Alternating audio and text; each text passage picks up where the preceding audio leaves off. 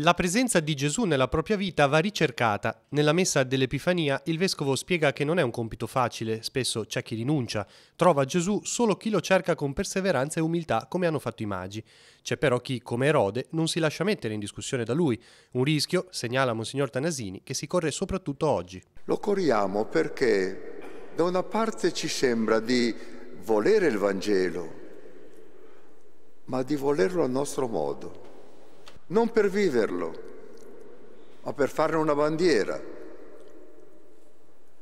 Non per viverlo, ma per in un qualche modo piegarlo a quelle che sono le nostre visioni.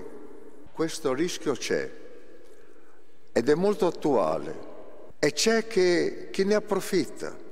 Allora c'è bisogno di una luce, di cercare la stella che guidi il nostro cammino, prosegue il vescovo, scoprire nelle nebbie la presenza dello Spirito. È la Chiesa, la guida che Gesù ci ha dato, aggiunge, alla quale affidarsi nonostante i suoi errori e le sue difficoltà, come fecero molti santi in tempi di crisi, tra questi il grande Francesco d'Assisi. Allora cerchiamo così il Signore, nella fedeltà alla Chiesa, nell'amore.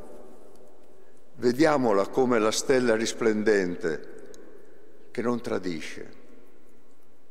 Andiamo allora così fino a Betlemme e lì troviamo il Re dei Giudei che è nato.